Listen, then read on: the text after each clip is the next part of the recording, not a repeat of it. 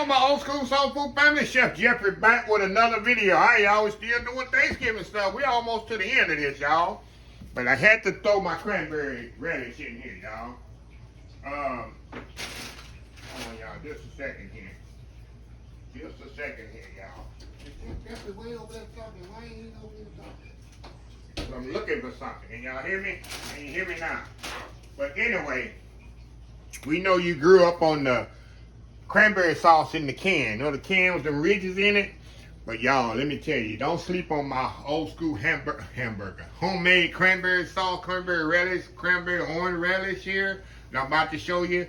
I put this video up every year, and it goes good on turkey, y'all. Because you know how the gel cranberry sauce just kind of sits on there? This kind of, you can just ladle it on there, and on your dressing, it works so well together. Very simple recipe. All is in it. Do fresh cranberries, orange juice, a little brown sugar, white sugar, orange zest, and some cinnamon nutmeg. That's it. You're going to put it all in the pot, bring it to a boil, and we're going to tighten it up with some cornstarch slurry. So that's it, y'all. So anyway, let's move over here to our pot here. Get it all ready here. Like I said, y'all, all we're gonna do, we're gonna put all this stuff in the pot. The cranberries there. Put some orange juice in here. That's why it's called a cranberry orange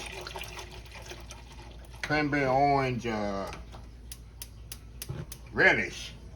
A little bit more there. Now you need to watch the sugar content on this. You might need to add more sugar because some cranberries are not created equal on the sugar sweetness. Some of them are tartar than others. So you really gotta watch your sugar content. You might have to add more. I know when we used to make this on my job, man, sometimes we just gotta keep adding sugar, keep adding sugar, because you could never get it sweet enough to a certain point. Now I'm gonna add my zest right at the end, because you know zest sometimes like to get all caught up in your whip and your tongues and all that stuff. So I'm gonna add my zest right at the end. So we're gonna bring this to a boil. It's gonna take about 30 minutes for this to boil. I want the cranberries to pop, you know, get where they tender and they start to pop, open up. And then that's when we'll add my zest, check our sugar, and tighten it up with cornstarch. So anyway, very simple recipe. Old school cornbread, old school cranberry orange relish. We'll be right back. All right, y'all, we are back here. All right, y'all, got this come to the boil. See how some of these cranberries has popped? Now we're gonna throw our orange zest in there, get that in there, get that.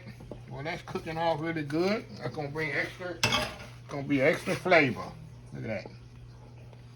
Now, all I'm gonna do, y'all, I got some cornstarch with water here, which is a slurry.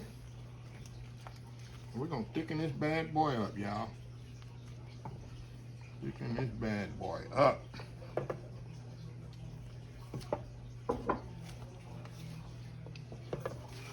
You don't want it too thick, and you don't want it too thin either.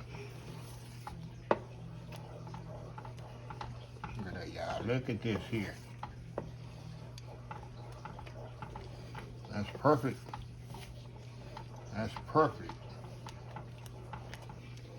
You ever want to cook it down?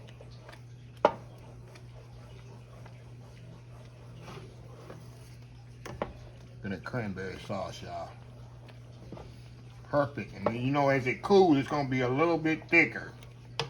So this is about the consistency that I want right here. Let it cook a little bit more, get that cornstarch taste out of there. We're gonna cut this off, we're gonna put it in a bowl. And we're gonna close the video. Look at that, y'all, look at this. Okay, let me cut it off here, and I'll be right back. I'm gonna put it in a bowl and I'll be right back. All right, y'all, we are back here. All right, y'all, got a flour in my bowl there. Cranberry relish is done. Now, of course, you need to let this cool down. It's still hot, but I'm not gonna even, I'm gonna just go ahead and close the video because there's nothing else I can do.